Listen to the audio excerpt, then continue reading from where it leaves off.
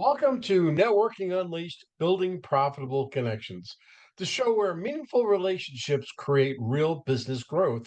I'm your host, Michael Forman. Let's be honest, entrepreneurship can be exciting, rewarding, and exhausting. A lot of business owners are chasing growth while quietly running on empty. They're building, solving problems, managing pressures, and trying to do everything themselves. But here's the truth. Sustainable success rarely happens in isolation. My guest today understands the importance of building a business without burning yourself out. We're talking about why networking and community matter more than ever, how the right relationships can reduce stress instead of add to it, and why people around you often determine how far and how healthy you grow. If you've ever felt like you're carrying the weight of your business alone, this episode is for you. So I'd like to introduce to the podcast Kelly. She is an expert in this field, so I can't wait to ask her these questions and get her responses. But Kelly, welcome to the podcast. And why don't you give my listeners the cliff notes of how you got where you are today? Thank you for having me. Everything you just said is everything I talk about all the time. So Okay. you're speaking my language. I love it. Thanks for having me on. I got where I am today with a lot of resilience, a lot of burnout, a lot of learning my lessons, and a lot of people around me. I built a really good network. Every business I've ever owned in the last 24 years has been built on networking and referrals. So I totally agree with you that we cannot build sustainable businesses without having that for sure. It's so true. And that is the crux of networking, right? Because networking is not only business, it's in your personal life as well. If you go to a department store, a grocery store, and you talk around, you turn around to the people behind you, you're networking with them. So it's all on different levels. All right. That's for sure. Many entrepreneurs believe success requires constant hustle. At what point does ambition quietly turn into burnout? It can hit you out of nowhere, but there's a lot of red flags that come up with burnout. You're not sleeping, right? You're not doing anything besides working. You don't have an outlet. When you start to feel exhausted every day, all day, and you're not giving yourself any breaks, no self-care, no days off, burnout will creep in for sure. Yeah, it really does. And if you realize that all of your friends are around business, right? Everybody who you talk to is business. And then you realize that you have no personal life. And that's one of the big red flags that I've always noticed. I've been in my own businesses for 40 years. And I was fortunate enough I had my brothers with me, but you have to realize that you need that time off. You need that time to unwind and let go. And that is different with just about everybody. So, Yeah, okay. I always tell clients take 24, even if it's 24 hours off, do not answer emails, don't look at your phone. Hopefully, if you can have a separate phone from your business phone. If you can't, just don't answer. It's the weekend or whatever your days off are, and be disciplined about keeping that. It's hard as business owners to go 24 hours without looking at your email or doing anything for business, but it will help you start to come down a little bit and enjoy life if you give yourself that permission to have at least 24 hours off a week. Yeah, it took me a long time to realize how important that truly is. In the beginning, in my 20s and my 30s, I thought I was Superman and I can handle everything. And then slowly but surely, and a couple of failed businesses and then startups and everything else, you say, I have put myself into this 100%. And you realize as I got older, that's always not the best thing. Yeah, exactly. And we do burn out faster the less time we take off, and the less time you can actually remove yourself mentally and physically from the business, right? We were good in my 20s. I built a ridiculously large real estate practice. I was good about going on vacation. We would work 26 days straight. We'd go on a 5-day vacation, come back, work another 25 days, go on a 6-day vacation, but I was still working on vacation. So that was the issue, right? We would go away thinking, oh, that's the deal, right? You just have to go away. No, you actually have to unplug, remove yourself.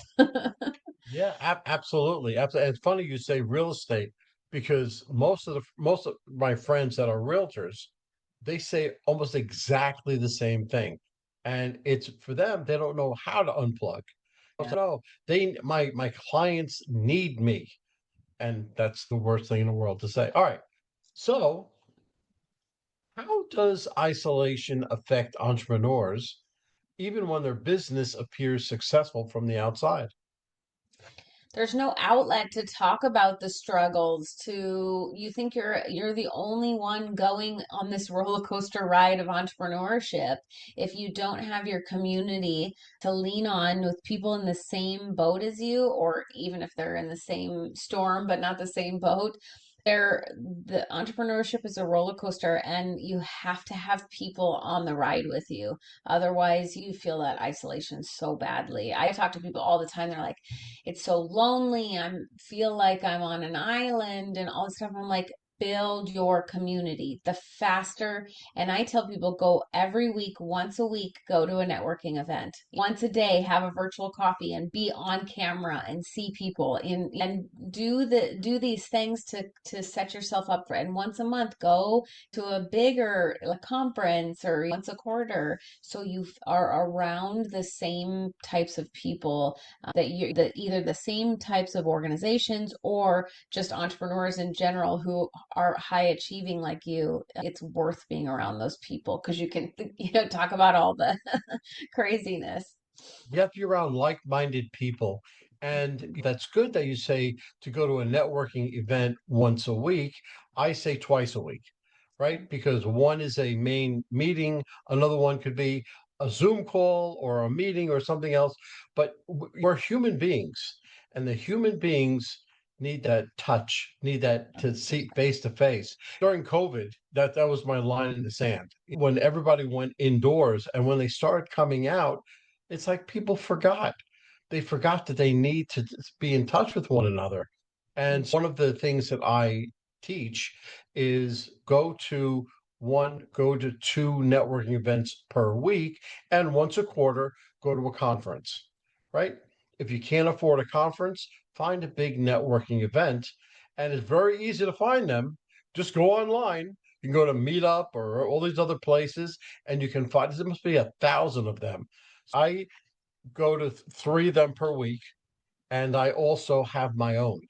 I created my own networking group just so I can see the interactivity, people coming and going and saying hi. And I made a lot of friends that way. You'd be surprised at how many friends you make. That's Okay. for sure. Yeah, because you realize that these are like-minded people. These are business people trying to get ahead.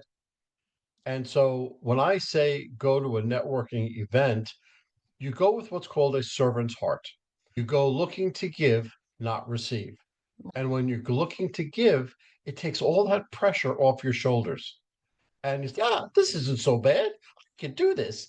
And it becomes easier and better, and you get a lot more out of it.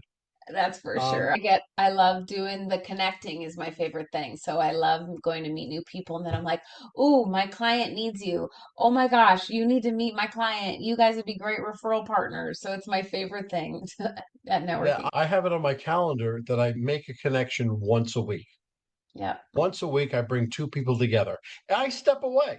You let them handle it and everything else, but I'm the one who brought them together. And I made a pact with myself.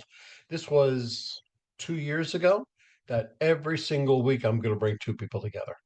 That's really cool. Um, There's a new app called Introsphere that you can track all the referrals you give.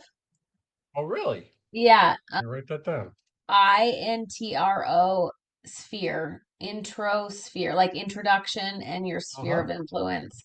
The Arizona entrepreneurs founder and another guy started that app, and they just launched and they already have like a couple hundred people on there. But it's nice to be able to say, hey, I need you to meet this person. Instead of doing a whole email and a whole introduction, you like, nope, connect, and then it shows how they do. So that's kind of cool. Oh, yeah, it is pretty cool. I'm gonna check that out. Okay. What role does community play in helping? What role does community play in helping someone build a business without carrying the entire weight alone? It's everything. In my book, so you're speaking my language. My book is called Do What You Love and Outsource Everything Else: How to Start, Grow, and Scale Without Burning Out. And I talk about that in, I think, chapter 8 and 9 is building that community for referral partnerships, for vendors, for clients. You're not just building a community to talk about, oh my gosh, it's so bad. Entrepreneurship is so crazy. You want to build those really good relationships. So when you need a banker, oh, here you go. Here's a banker and they have SBA lending. You need an attorney to help you to trademark something. Here you go. I have an attorney for you. You need somebody to continue to build your business without you having to do everything yourself. You need a trusted partner like us who does that for you, the implementation team, right? But if you didn't know me, you wouldn't know that there's fractional help out there that you just plug and play. Here's the team, right? So you can lean on everybody in your community for referrals, for vendors, and for clients. Standing, and you hit on so many points, so many good points that I don't know where to begin. But it is so important that you. I learned this in in business a long time ago. I do the things that I love. I do those things. And the things that I hate, I source out. I don't want to deal with that.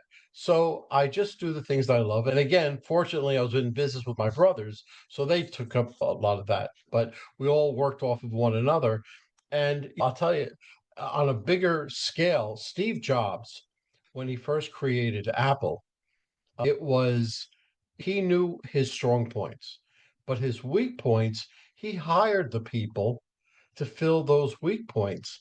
So he had a well-rounded board and not just a bunch of yes men, you know. So Exactly. That's what I tell uh, everybody. I'm like, hire people smarter than you. You have to, and have them do everything you're not good at. That's why I coined the phrase, do what you love and outsource everything else.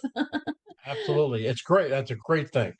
How can networking become a source of support and energy instead of just another obligation? Yeah, you have to be careful, right? Because when you know why you're going, I say set an intention before you go to a networking event. What's the point of going? And most of the time I say look for referral partners because you can build your business faster with 10 referral partners instead of 10 clients. Right? Because those 10 referral partners can give you that many more connections to more people. Again, we're not looking for direct clients. That will come naturally. But if you're building referral partnerships, you're going to be set the second you have 10 really good referral partners. Absolutely. And those referral partners, that's a never-ending client source, right? If you get a Exactly. client, that's great. You got to hit that client. So unless that client refers you, but those referral sources will constantly refer you. So yes, that's how you increase your business. What what signals tell you someone is building a sustainable business versus simply surviving day to day? They're really good at delegation. So I teach clients a KODA method, we call it, how to keep the things you're good at, which is the K. O stands for outsource. Outsource the stuff that's really specialized and needs somebody really smart to outsource to. Let's say a fractional CMO like us or a fractional CFO, right? Outsource those. Delegate to your team. The D is delegate to your team the stuff that you're like, this is repetitive. It's the same thing over and over again. You record a video, how to do these things, these tasks. You can delegate those tasks. And then the A is automate. There's so many cool things now with AI that you can automate. Oh my gosh. So the people that instantly when I say, "Oh, we have a KODA method and it's what to outsource, what to delegate, automate," and they're like, and they can spitball exactly what they've outsourced and delegated. I'm like, "Ooh, you're building a sustainable business. You're set." And then people that when I say that they have their eyes this big and they're like, "Ooh, I'm doing all of that myself. My whole list is everything myself." I'm like, "You're going to be in trouble unless you hurry up and start outsourcing and delegating and automating stuff." Yeah, absolutely. And of course, it depends on how much money they have when they started. So if you're starting behind the eight ball, that's much more difficult. There's a whole formula how many months you need before you go into business, but that's what you said is exactly right. What do meaningful relationships of why do meaningful relationships often become more valuable as a business grows and not less? You can lean on people so much more. I never thought about having a banker until recently as a business owner. And I've been a business owner 24 years.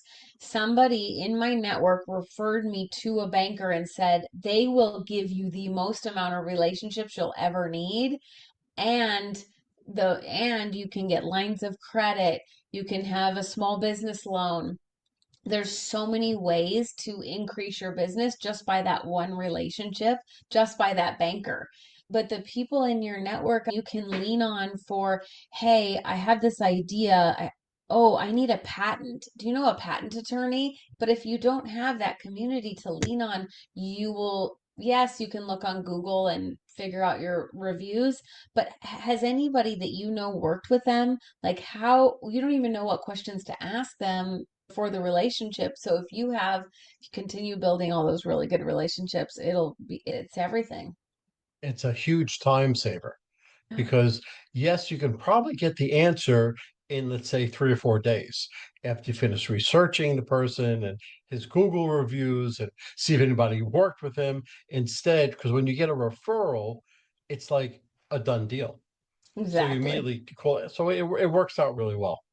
How can entrepreneurs build genuine connections when they feel overwhelmed, stretched too thin, or constantly busy? You have to outsource, delegate, and automate so you can go network, so you can be the face of the company. I tell people as business owners, especially small business owners, you need to be the face of the company. So you need to be out doing the networking, but you don't need to be posting on social media. You don't need to be doing bookkeeping. There's things that you can get rid of off your plate so that you have the time to build those meaningful relationships, to go to the networking events, to give back and make connections for other people. And then it comes back tenfold all the time. Yet, when you are the face of the company and people realize that when they see you, they see your company. But there's a mantra in networking that really comes to life.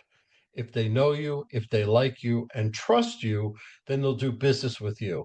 And know you, when you go to enough networking events, everybody knows you, right?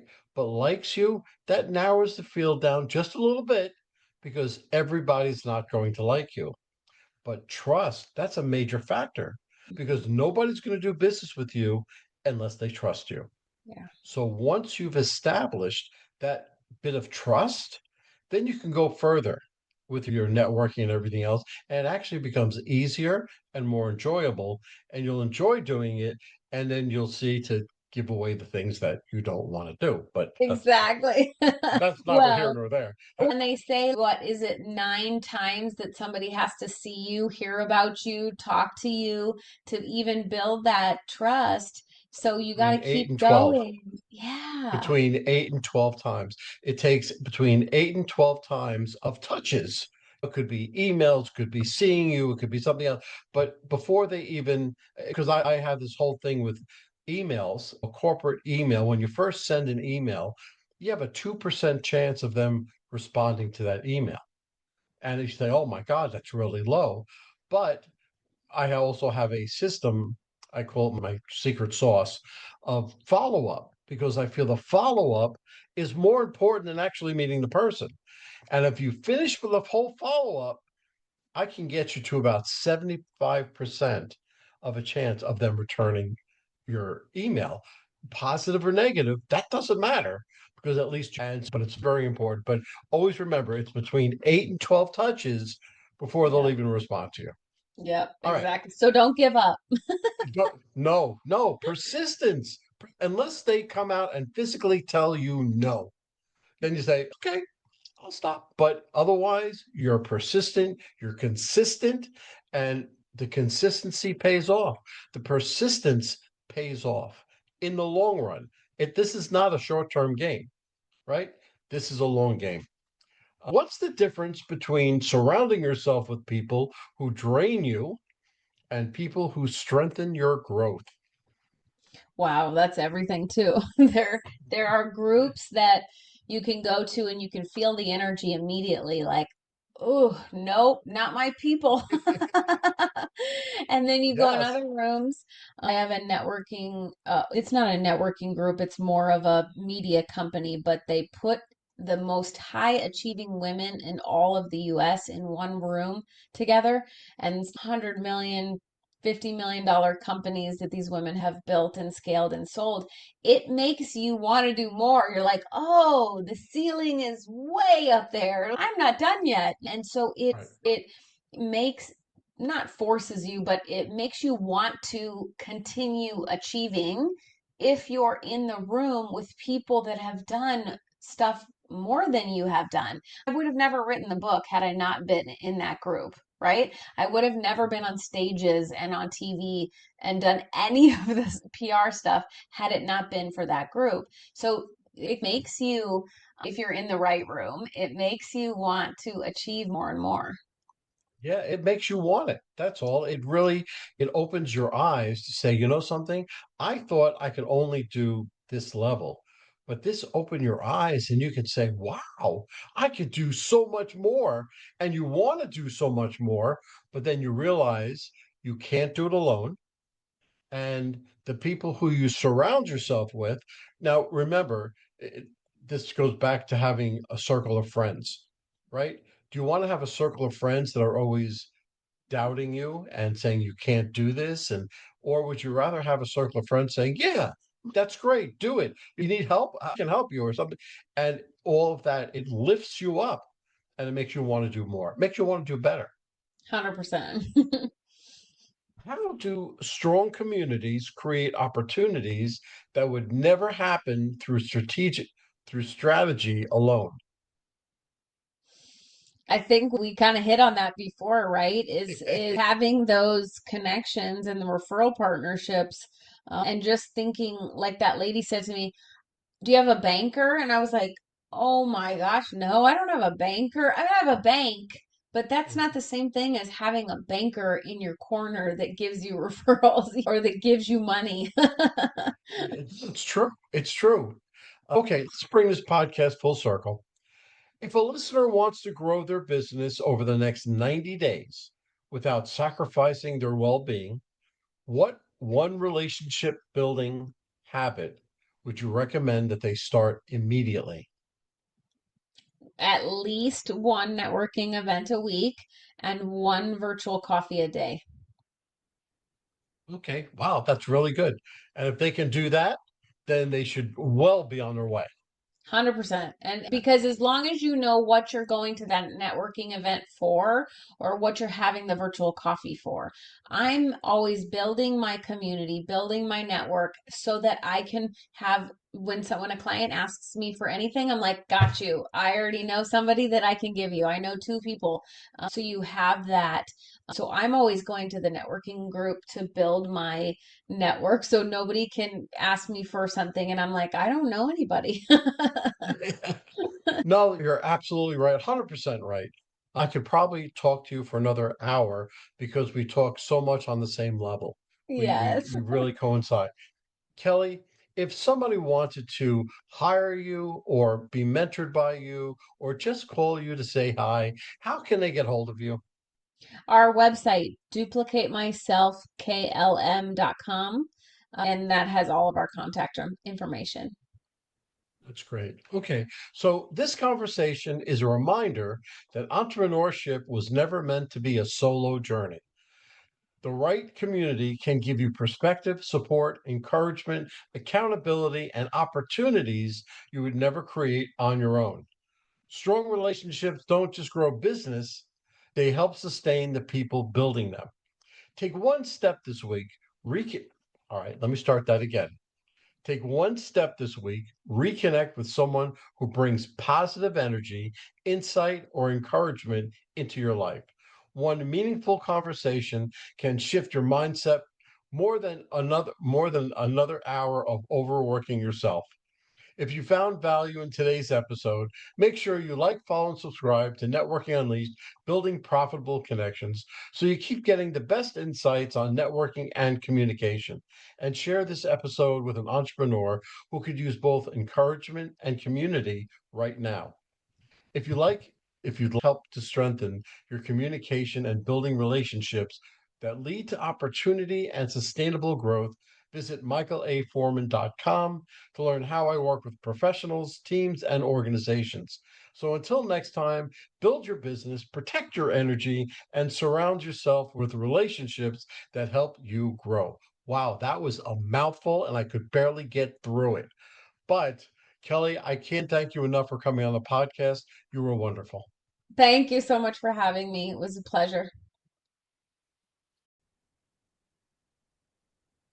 Well, hold on, folks. Don't go anywhere. Let's hear from our sponsors. David Neal, co founder, Revved Up Kids. Revved Up Kids is on a mission to protect children and teens from sexual abuse, exploitation, and trafficking. They provide prevention training programs for children, teens, and adults. To learn more, go to revvedupkids.org. Henry Kaplan, Century 21.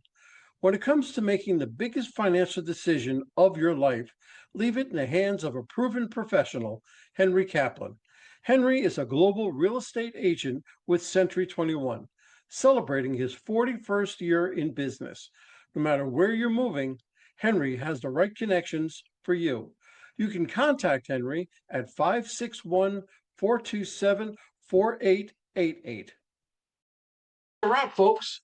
A huge thank you to our guest for sharing such incredible insights today. And of course, a big shout out to you, our amazing listeners, for tuning in and spending your time with us. If you're interested in my digital courses, being coached, or having me come and talk to your company, just go to Michael and fill out the request form. Remember, networking isn't about being perfect, it's about being present. So take what you've learned today, get out there, and make some meaningful connections. If you've enjoyed this episode, please don't forget to subscribe, leave us a review, and share it with someone who could use a little networking inspiration. Let's keep the conversation going. You can find me on Apple, Spotify, Pandora, YouTube, or my website, forman.com/podcasts.